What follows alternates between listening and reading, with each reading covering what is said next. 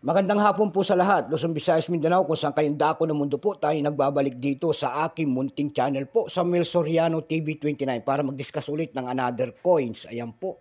At ito po ay ating huhilig po, pangungulikta ng barya, kaya ho tayo nandito, nagsisailing tayo one by one kung magkano na ang kanilang mga halaga. Ayan po.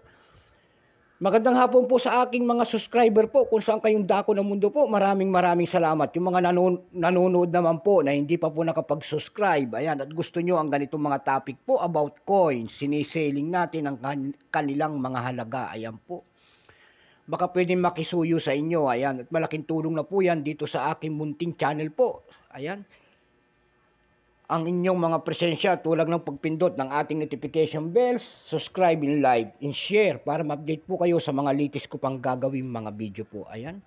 Magandang hapon po sa ating mother dyan po sa Dumpay, Basista, Pangasinan po, lahat po ng Soriano family. And then doon sa parting Quezon, Isabela naman po, lahat po ng Samonte, Quezon, Isabela, lahat po ng Ilocano po, naimbag nga malumyo amin. Ayan, mga Pinto family po, ayan. At aking mga tsuhin dyan, tsuhin kong kapitan, and then aking pinsan po na si Bernard, ayan. At ang mayor po ng Samonte, Quezon, Isabela, ayan. Ang pag-usapan po natin ngayon ay word coins po, ayan, word coins ang ating pag-uusapan at ito ay aking bibilin din. Kaya natin ibablog kasi nga gusto kong bumili ng mga ganitong coins. Baka kung sino mayroon dyan, mag-comment po dyan at pag-usapan natin ang kanyang price.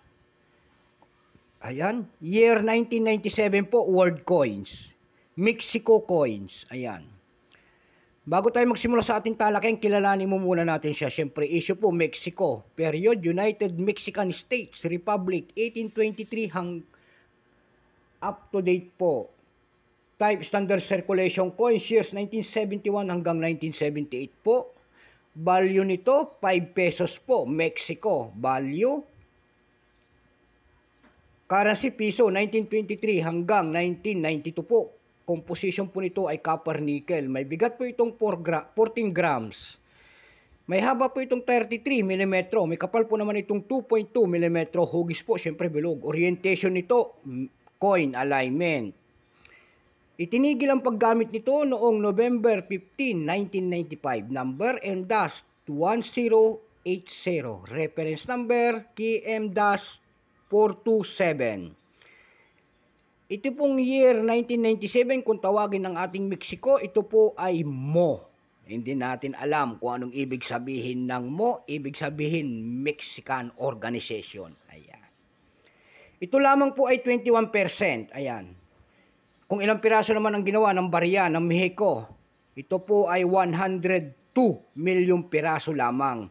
May price na po doon sa ating numista kung tawagin ng ating mga kolektor. Ito po ang kanyang very fine po ay 24 pesos. Extra fine, 27. Almost uncirculated, 27 po.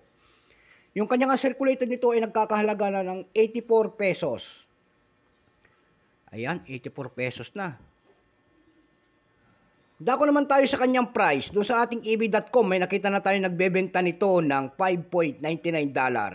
Meron na rin tayo nakita doon na mataas, 836 po, binebenta niya. Meron din mataas doon na nagbebenta nito ng 1,395 pesos. Meron pinakamalit doon na nagbebenta nito ng 270 and then 278 pesos. Wala ho tayong mahagilap na kanyang price at sagad na. Ayan, so hanggang dito na lamang po. Magandang hapon po sa lahat. Luzon, Visayas, Mindanao, kung saan kayong dako ng mundo po. Keep safe po sa lahat and God bless.